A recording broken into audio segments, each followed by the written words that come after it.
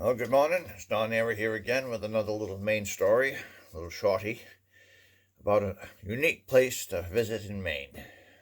Unique, of course, is the politically correct word that you're supposed to use when you mean it's odd or weird. But it's a little place in York, Maine, which is way down the tippy point of southern Maine.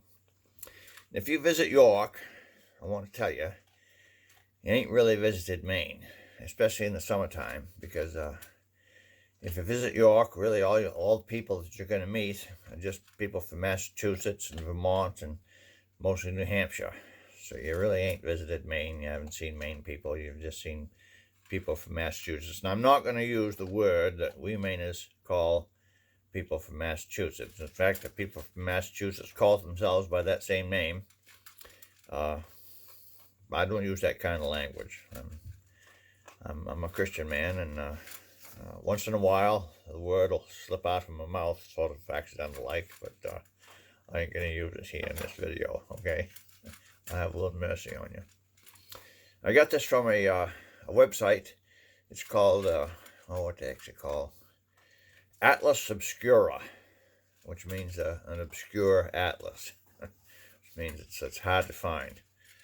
But I'll give you the link to it so you can find it yourself. Well, you won't have to find it yourself because I found it for you, and I'll give you the link.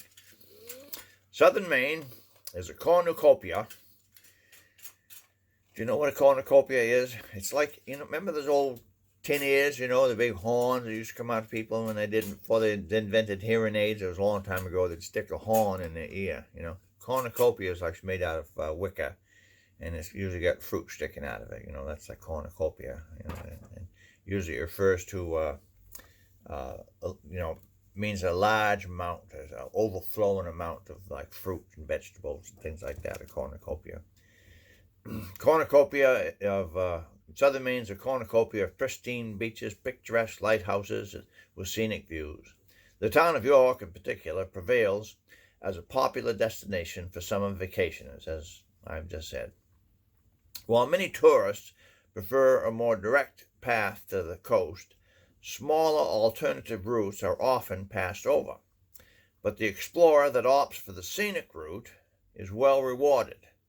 Now, the scenic route is actually a path along the beach, but you can't drive your car along the beach, so you're going to have to settle for State Route 103, which is such a road, and it's near the eastern terminus. One can find in along Route 103, you can find the Wiggly Bridge. And as you will note a little later on, the Wiggly Bridge was not named after a man named Wiggly.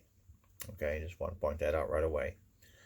Visible from the road, the steel structure juts out onto the landscape with an arched wooden deck spanning a mere 75 feet between two petite green towers. And then it said petite, that means small, for those of you that might not be that educated.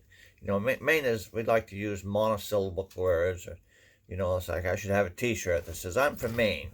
Please talk slow and use, words with just a couple syllables, because that's the way I am, I think I'd like to get a t-shirt and have it made up for me just that way.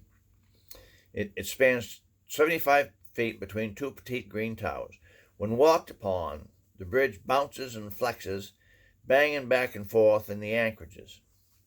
Local lore claims that it earned its name from a perceptive group of Girl Scouts who noted that the bridge's wiggly nature. That's how it got its name, the Wiggly Bridge. See, told you. Many native southern Mainers can share their own childhood memories of leaping over the edge into the water, being pushed underneath with the current one way or the other, depending on the tide. You see, because the tide goes in and the tide goes out. People from Maine, that are not from Maine, and really not aware of the tides. I was with a tourist and says, we were going by the back cove. And they said, "What's that body of water over there? Is that a lake or something?" And I said, "No, that's part of the ocean. It empties out completely into a mud flat twice a day." And they were really surprised. It empties out, And they just didn't get the concept of a tide. And, as an educated person myself, we got a degree in chemistry and, science like that. You have to realize that even lakes have tides, they're affected by the moon tides, but the tide is so small that it's be imperceptible. But lakes actually do have a tide. Although the bridge was built in the 1930s, its location and vicinity were important in the history of the second oldest incorporated town in Maine, York. The brackish water to the left of the bridge is the York River. On the right is Barrel Mill Pond, a centuries-old tidal pond formed when the early colonists built the dam to power a sawmill and a grist mill. Now, I want you to know what a tidal pond is. That's like, Back Cove in Portland. That's a tidal pond. It fills up when the tide comes in. It empties out when the tide goes out. It's only 8-10 feet deep. Okay. This is a central spot for the original settlers as the boundary of the pond, the same path that leads from the road to the bridge, Dublin as an important byway for farmers and traders. Steedman Woods can be found at the other end of the Wiggly Bridge, a nature reserve and pleasantly wooded reprieve for the summer crowds. The short hiking trails are an easy stroll, shrouded by tall trees, bordered by the salty estuary, and awash with the aroma of wild roses. Doesn't that sound pleasant? Just doesn't that sound like a place you'd want to go? It does to me. I think next time I get down to New York, I think I'm going to go try to see this. It's open to the public year-round with no admission, but it's going to go slippy sliding on the ice if it's snowing. Parking is available on the eastbound side of Route 101. Through some spaces, there's a permit only, and dogs are allowed on leash. And here's a warning for you: be aware of poison ivy and ticks, and do be aware of deer ticks, because you can get that terrible deer tick disease, and so do be careful of that. But that's all I've got to tell you this morning is about the Wiggly Bridge, which wasn't named after anybody named Mr. Wiggly. It was a functional name because it's the Wiggly Bridge of York, Maine.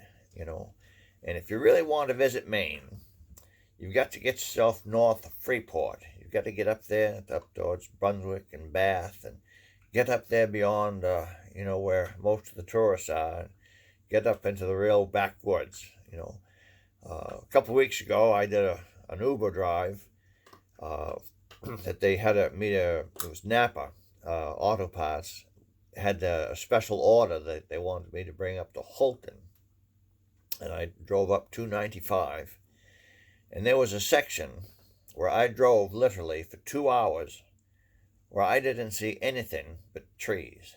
No houses, no gas stations. It's a good thing I had a full tank.